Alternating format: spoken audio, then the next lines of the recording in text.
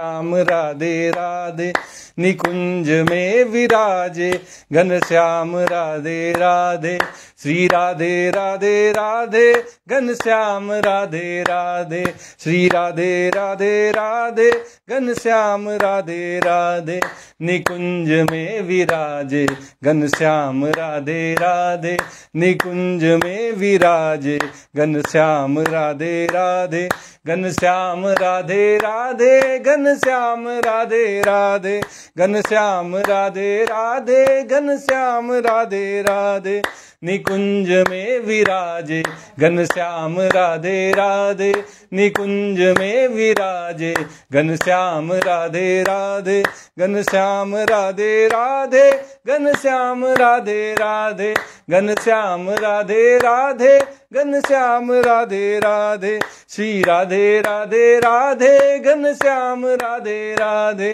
श्री राधे राधे राधे, घनश्याम राधे राधे, निकुंज में विराजे, घनश्याम राधे राधे, निकुंज में विराजे, घनश्याम राधे राधे, निकुंज में विराजे, घनश्याम राधे राधे।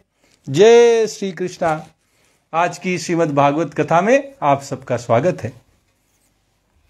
आज श्रीमद् भागवत के प्रथम स्कंद के 10वें अध्याय की कथा प्रारंभ हो रही है। इसमें श्री कृष्ण द्वारका की ओर जा रहे हैं। श्री कृष्ण का द्वारका गमन। शौनक उवाच। शौनक जी सूत जी महाराज से प्रश्न करते हैं, अपनी जिज्ञासा व्यक्त करते हुए कहते हैं, हत्वा स्वरिक्त स्पृध आततायिनो युधिष्ठिरो धर्मभृतां वरिष्ठः सहानुजयी प्रत्यवरुद्ध भोजनः कथं प्रवृत्तः किम कारसी ततः। शौनक जी ने पूछा कि सूत जी महाराज आप मुझे बताएं कि धार्मिक शिरोमणि महाराज युधिष्ठिर ने, धार्मिक शिरोमणि जो धर्म का पालन करते हैं, धर्म के अनुसार आचरण करते हैं, उनके जो शिरोमणि हैं, धर्मराज हैं महाराज युधिष्ठिर, उन्होंने अपनी पैतृक संपत्ति को हड़प जाने के इच्छुक आतताइयों का नाश करके अपने भाइयों के साथ किस प्रकार से राज्य में शासन किया और कौन कौन से काम उनके द्वारा किए गए। क्योंकि भोगों में तो उनकी प्रवृत्ति थी ही नहीं, भोगों को भोगने के लिए तो वो राजा नहीं बने थे। निश्चित रूप से उन्होंने प्रजा के कल्याण के लिए, सबके हित के लिए कुछ कार्य किए होंगे। कृपया आप हमें उन कार्यों के विषय में बताएं। सूत उवाच। सूत जी कहते हैं, वंशम कुरोर वंश दग्वाग्निर्निरतम संरोहयित्वा भवभावनो हरिः निवेशयित्वा निज राज्य ईश्वरो युधिष्ठिरं प्रीतमना बभूव। सूत जी कहते हैं कि संपूर्ण सृष्टि को उज्जीवित करने वाले, जीवन देने वाले इस सृष्टि को भगवान श्री हरि परस्पर की कलह अग्नि से दग्ध कुरुवंश को पुनः अंकुरित कर और युधिष्ठिर को उनके राज सिंहासन पर बैठाकर बहुत प्रसन्न हुए। भगवान श्री कृष्ण बहुत प्रसन्न थे। भगवान का तो अवतार ही धर्म की रक्षा के लिए होता है और दुष्टों का सर्वनाश करने के लिए भगवान इस धरा में अवतार लेते हैं। ये दोनों ही उनके उद्देश्य सफल हो चुके थे। महाराज युधिष्ठिर के रूप में धर्मराज सिंहासन पर बैठ रहे थे और जितने उस समय के दुष्ट थे, आतताई थे, वे सब महाभारत के संग्राम में मारे जा चुके थे। इसलिए भगवान श्री कृष्ण उस कलह अग्नि के शांत होने पर कुरुवंश को पुनः अंकुरित करके युधिष्ठिर को राज्य सिंहासन पर बिठाकर बड़े प्रसन्न थे। निशम्य भीष्मोक्त मथा मच्युतोक्तम प्रवृत्त विज्ञान विधूत विभ्रम ससास गामिन्द्र इवाजिताश्रयः परिद्युपान्ता मनुजानुवर्तितः। भीष्म पितामह और भगवान श्री कृष्ण के उपदेशों के श्रवण से युधिष्ठिर के अंतःकरण में विज्ञान का उदय हो चुका था और उनकी सारी भ्रांतियां मिट गई थीं। बड़े ही सौभाग्यशाली युधिष्ठिर थे कि अंतिम समय में वे भीष्म पितामह के पास पहुंचे। जो भी उनके धर्म के विषय में, काम के विषय में, अर्थ के विषय में और मोक्ष के विषय में संशय थे, दुविधाएं थीं, उन सब को तत्ववेत्ता भीष्म पितामह ने दूर कर दिया। भीष्म पितामह ने भी युधिष्ठिर को उपदेश दिया और भगवान श्री कृष्ण ने भी युधिष्ठिर को उपदेश दिया और इसलिए उनके अंदर विज्ञान का उदय हुआ। ज्ञान जो हम शास्त्रों को पढ़कर, गुरुओं को सुनकर, सत्संग करके जो हम ज्ञान अर्जित करते हैं, जो हम विषय वस्तु इकट्ठा करते हैं, वो ज्ञान कहलाता है। लेकिन जब उसी ज्ञान का अनुभव हम अपने जीवन में करने लगते हैं तो वही ज्ञान विज्ञान बन जाता है। जब भीष्म पितामह और भगवान श्री कृष्ण ने युधिष्ठिर को उपदेश दिए तो अब तक का जो पढ़ा पढ़ाया ज्ञान था वो आज अनुभव में आ गया और विज्ञान बन गया। इससे महाराज युधिष्ठिर की सारी भ्रांतियां मिट गईं। भगवान के आश्रय में रहकर वह समुद्र पर्यंत सारी पृथ्वी का इंद्र के समान शासन करने लगे। जैसे इंद्र स्वर्गलोक में शासन करते हैं, ऐसे ही महाराज युधिष्ठिर का शासन पूरी पृथ्वी पर हो गया। भीमसेन आदि उनके भाई पूर्ण रूप से उनकी आज्ञाओं का पालन करते थे। बड़ा सौभाग्य होता है अगर आपके छोटे भाई आपकी बात मानते हैं, आपके कहे अनुसार चलते हैं। जो कुल परंपराओं से बंधे हुए हैं, जिनमें बड़ों का सम्मान किया जाता है, उनके यहां आज भी ऐसी ही परंपराएं हैं कि जो बड़ा भाई होता है उसको पिता का दर्जा दिया जाता है, छोटे भाई उसकी बातों को अक्षरशः पालन करते हैं। और यही तो हमारे भारतवर्ष की अनुपम जो महिमा है, हमारी जो संस्कृति है, उसकी गौरव गाथा है। हम अपने बड़े भाइयों का बड़ा सम्मान करते हैं, उनकी आज्ञा का पालन करते हैं। महाराज युधिष्ठिर के छोटे भाई भीम, अर्जुन, नकुल, सहदेव भी उनकी आज्ञा के अनुसार ही चलने लगे। कामं ववर्ष पर्जन्यः सर्व काम दुघामहि शिशिचुः स्म व्रजान गावः पय सोधस्वतीर्मुदा। युधिष्ठिर के राज्य में आवश्यकता अनुसार यथेष्ट वर्षा होती थी।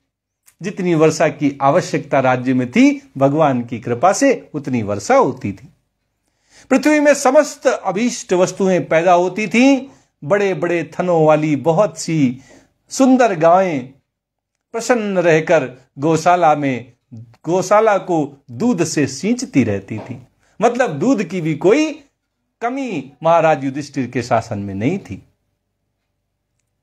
नद्यः समुद्रा गिरयः सा वनस्पति विरूधः फलन्त्योषधया सर्वाः काममन्वृत्तु तस्य वै। नदियां, समुद्र, पर्वत, वनस्पतियां, लताएं और औषधियां प्रत्येक ऋतु में यथेष्ट रूप से अपनी अपनी वस्तुएं राजा को देती थीं। मतलब किसी तरह की कोई कमी महाराज युधिष्ठिर के शासन में नहीं थी। जिनकी जो भूमिका हो सकती, नदियां अगर आवश्यकता पूर्वक जल दे सकती हैं राज्य के लिए तो नदियां जल देती थीं। समुद्र, पर्वत, वनस्पति, लताएं, औषधियां सब अपनी अपनी भूमिका बखूबी निभा रहे थे। नादयो व्याधयः क्लेशा दैव भूतात्म हेतवः अजात शत्राव भवन जंतूनाम राज्ञी करहिचित।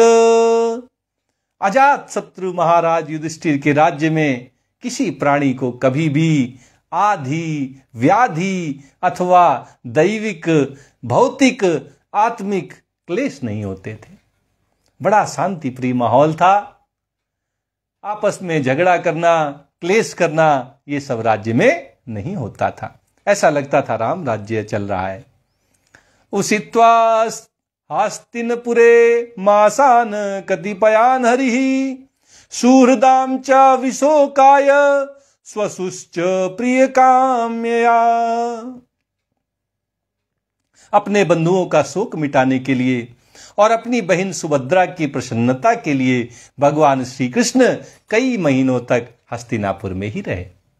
यद्यपि वे द्वारका जाना चाहते थे, लेकिन जब उन्होंने देखा कि सबको मेरी आवश्यकता है, मेरी बहन सुभद्रा मेरे रहने से प्रसन्न रहेगी, तो अपनी बहन की प्रसन्नता के लिए भगवान कई महीनों तक हस्तिनापुर में बने रहे। आमंत्र चाभ्यनुज्ञातः परिस्वज्याभिवाद्यतम् आरुरोह रथम कैश्चित परिस्वत्तो विवादितः। फिर जब उन्होंने राजा युधिष्ठिर से द्वारका जाने की अनुमति मांगी, तब राजा ने उन्हें अपने हृदय से लगाकर स्वीकृति दे दी। भगवान की लीला तो देखिए, अपने भक्तों पर कितनी करुणा करते हैं, कितनी कृपा करते हैं। तीनों लोकों के स्वामी हैं, अखिल ब्रह्मांड के स्वामी हैं, और द्वारका जाने के लिए महाराज युधिष्ठिर से याचना करते हैं, अनुमति मांगते हैं।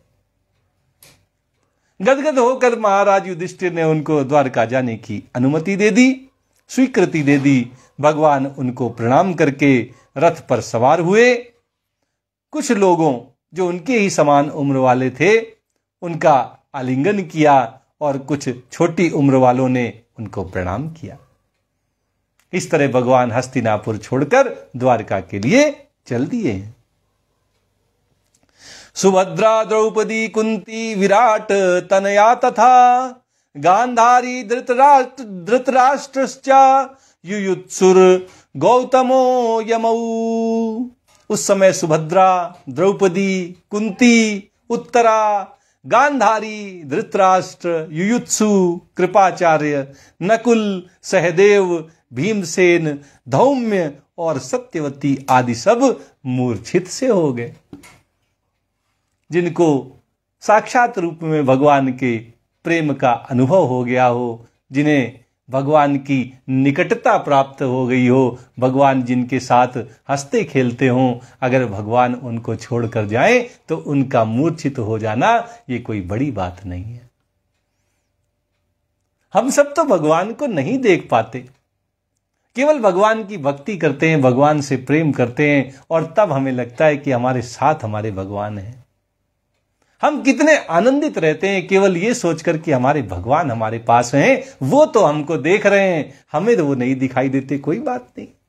लेकिन वहां तो साक्षात भक्तों को भगवान दिखाई दे रहे थे, उनके साथ लीलाएं कर रहे थे, उनके साथ हंस खेल रहे थे। ऐसे में अगर भगवान छोड़कर जाने की बात कर दें तो जैसे शरीर से प्राण ही निकल जाएंगे। ऐसी स्थिति सभी पांडव और उनके परिवारजनों की है। सब बिल्कुल मूर्छित से हो गए हैं। वे सारंगपाणी श्री कृष्ण का विरह नहीं सह सके। व्रकोदरश्च धौम्यश्च स्त्रियो मत्स्य सुतादयः न से हिरे विमूह्यन्तो विरहम सारंग धन्वनः। भगवान श्री कृष्ण का विरह ऐसे आसान नहीं है। गोपियां तो बड़े आनंदित होकर उस विरह को सह पाती हैं, लेकिन गोपियों जैसा और कोई नहीं है। द्रौपदी, सुभद्रा, भीमसेन और अर्जुन ये सब गोपियों जैसी स्थिति में नहीं है, उन भगवान के विरह को सह सके ऐसी उनमें काबिलियत नहीं है।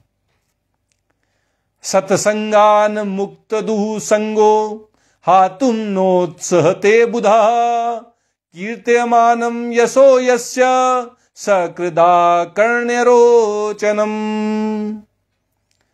भगवत भक्त सतपुरुषों के संग से जिसका दुसंग छूट गया है, वह विचारशील पुरुष भगवान के मधुर मनोहर सुयस को एक बार भी सुन लेने पर फिर उसे छोड़ने की कल्पना ही नहीं करता। उन्हीं भगवान के दर्शन, स्पर्श, उनके साथ रहने, आलाप करने से, साथ ही साथ सोने, उठने, बैठने, भोजन करने से, जिनका संपूर्ण हृदय उनमें समर्पित हो चुका था, वे पांडव भला उनका विरह कैसे सह सकते थे। हम भी होते तो उनका विरह नहीं सह पाते, आप भी होते तो विरह नहीं सह पाते, पांडव भी नहीं सह पाए, तो इसमें कोई बड़ी बात नहीं है। तस्मिन्यस्त धिया पार्था सहेरन विरहम कथम दर्शन स्पर्श संलाप शयनासन भोजन है। उनको तो पूरे समय भगवान के ही दर्शन होते रहते थे, सुबह से शाम तक भगवान उनकी आंखों के सामने रहते थे, और वे कितने आनंदित रहते होंगे इसकी तो हम कल्पना मात्र कर सकते। ऐसे में भगवान जब द्वारका जाने लगते हैं तो उनके विरह ने मानो उनके जीवन को बिल्कुल उजाड़ दिया है। सर्वे ते निमिषै रक्षैस् तमनुद्रुत चेतसा वीक्षन्ता स्नेह संबद्धा विचेलुस्तत्र तत्र। अब जब विरह की अग्नि प्रज्वलित हो गई है तो सबका चित्त द्रवित हो रहा था। वे सब निर्निमेष नेत्रों से भगवान को देखते हुए स्नेह बंधन से बंधकर जहां तहां दौड़ रहे थे। भगवान की एक झलक और मिल जाए, बस उनकी यही इच्छा थी। जाते जाते कितना समय हम भगवान के साथ व्यतीत कर लें, कितनी यादें हम सजो लें, यही सबके मन में इच्छा रही होगी। न्यरुन्धनुदगल द्वास्प मौत कंठया देवी की सुते निर्यात्य गारान्नो भद्रमिति स्याद्वा बांधव स्त्रियः। भगवान श्री कृष्ण के घर से चलते समय उनके बंधुओं की स्त्रियों के नेत्र उत्कंठावश उमड़ते हुए आंसुओं से भर आए। सबके आंसू निकल आए हैं, सबकी आंखों में आंसू आ गए हैं। भगवान श्री कृष्ण हम सबको छोड़कर जा रहे हैं, परंतु इस भय से कि कहीं यात्रा के समय असकुन न हो जाए, उन्होंने बड़ी कठिनाई से अपने उन आंसुओं को रोक लिया। भगवान श्री कृष्ण द्वारका जाने को तैयार हैं। बड़े दुख में, बड़ी पीड़ा में सारा परिवार है, सभी बंधु बांधव। उनकी आंखों से आंसू निकल रहे हैं, लेकिन वो अपनी आंखों के आंसुओं को निकलने नहीं दे रहे हैं, रोक ले रहे हैं कि कहीं ऐसा ना हो कि इन आंसुओं के कारण भगवान के जाने में कोई असकुन हो जाए, भगवान को किसी तरह का कष्ट उठाना पड़े। भगवान की प्रसन्नता के लिए सब अपने आंसुओं को रोक ले रहे हैं, उनको बहने भी नहीं दे रहे। मृदंग शंख भैर्यश्च वीणा प्रणव गोमुखा धुंधुर्यानक घंटाद्या ने दुर्दुंधु भयस्तथा। भगवान के प्रस्थान के समय मृदंग बजाए जा रहे हैं, शंख बजाए जा रहे हैं, भेरी, वीणा, ढोल, नरसिंगे, धुंधुरी, नगारे, घंटे और दुंदुबियां, ये सब बाजे बजने लगे हैं। प्रासाद शिखरारूढ़ा कुरु नार्यो दिदृक्षया ववृषुः कुसुमैः कृष्णं प्रेम व्रीडा स्मिते क्षणा। भगवान के दर्शन की लालसा से कुरुवंश की स्त्रियां अटारियों पर चढ़ गईं और प्रेम, लज्जा और मुस्कान से युक्त चितवन से भगवान को देखती हुई उन पर पुष्पों की वर्षा करने लगी। भगवान जा रहे हैं, उनकी आखिरी एक झलक मिल जाए, सारी स्त्रियों के मन में बस यही भाव है। सब अटारियों पर चढ़ गईं, अब कोई लज्जा नहीं उनके अंदर। वे तो केवल भगवान के एक आखिरी दर्शन अपनी आंखों में कैद कर लेना चाहती हैं। प्रेम है, लज्जा है, मुस्कान है, और उस चितवन के साथ भगवान को सब निहारे जा रही हैं, भगवान पर पुष्पों की वर्षा कर रही हैं। कितना प्रेम भगवान अपने भक्तों से करते हैं, और भगवान के भक्त भी अपना सर्वस्व अपने भगवान पर न्यौछावर कर देते हैं। सीतात पत्रम जग्राह मुक्ता दाम विभूषितम रत्न दंडम गुडाकेशः प्रिय प्रियतमस्य था।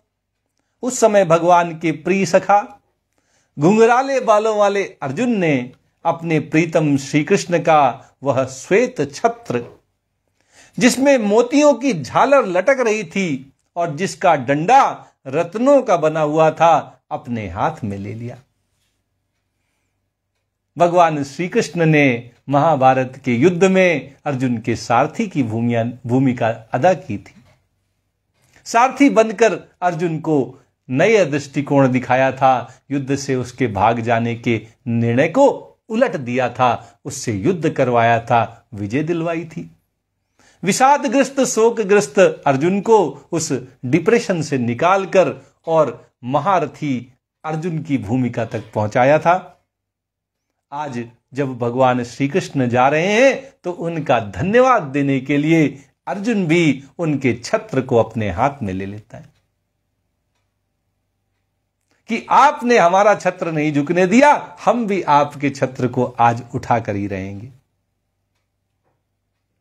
उद्धवा सात्विकिश्चैव व्यजने परमाद्भुते विकीर्यमाणा कुसुमयी रेजे मधुपति पथी।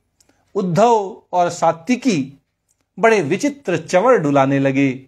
मार्ग में भगवान श्री कृष्ण पर चारों ओर से पुष्पों की वर्षा हो रही थी। बड़ी ही मधुर झांकी वो भगवान की दिखाई दे रही थी। अश्रूयन्ताशिषः सत्यास्तत्र तत्र द्विजेरिताः नानुरूपानुरूपाश्च निर्गुणस्य गुणात्मनः। जहां तहां ब्राह्मणों के दिए हुए सत्य आशीर्वाद सुनाई पड़ रहे थे, वे सगुण भगवान के तो अनुरूप ही थे क्योंकि उनमें सब कुछ है, परंतु निर्गुण के अनुरूप नहीं थे क्योंकि उनमें कोई प्राकृत गुण नहीं है। सगुण में तो सब आ जाता है, निर्गुण में यद्यपि सब कुछ होता है लेकिन चूंकि हमें कोई आभास नहीं होता, हमें दिखाई नहीं पड़ता और इसलिए उसके अनुरूप ये सब नहीं था। अन्योन्यमासीत संजल्प उत्तम श्लोक चेतसाम कौरवेन्द्र पुरस्त्रीणाम सर्वश्रुति मनोहर। हस्तिनापुर की कुलीन रमणियां जिनका चित्त भगवान श्री कृष्ण में रम गया था, आपस में ऐसे बातें कर रही थी जो सबके कान और मन को आकृष्ट कर रही थी। आपस में सब लोग भगवान के जाने की चर्चा कर रहे थे। इसके अतिरिक्त आज किसी के मन में और कोई दूसरे काम की बात ही नहीं आ रही थी। सबका ध्यान भगवान पे लगा हुआ था कि भगवान हम सबको छोड़कर आज द्वारका जा रहे हैं। हर कोई भगवान के आखिरी दर्शन पाना चाहता था कि अब पता नहीं कब ऐसा सौभाग्य होगा जब भगवान श्री कृष्ण वापस लौटकर हस्तिनापुर आएंगे कि नहीं आएंगे। आज इनकी इस आखिरी झलक को हम अपने मन में, अपनी आंखों में भरपूर तरीके से उतार लें। तो वहां खुशियों का भी माहौल था और वहां गम का भी माहौल था। खुशियां इस बात की थीं कि भगवान ने हम सबके साथ इतना समय बिताया, इतनी लीलाएं की, हम सबको दर्शन देते रहे, हर पल हमारे साथ रहे। और गम इस बात का कि अब आने वाले समय में हमें भगवान के साथ रहने का सुख नहीं मिल पाएगा। आज श्रीमद् भागवत जी की कथा यहीं तक होगी। आइए भागवत जी की आरती करते हैं और आज की इस कथा को यहीं पर संपन्न करते हैं।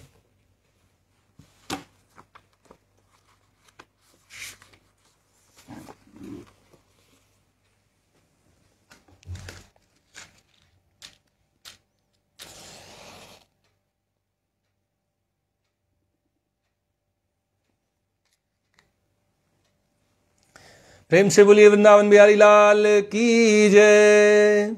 श्री भागवत भगवान की है आरती, पापियों को पाप से है तारती।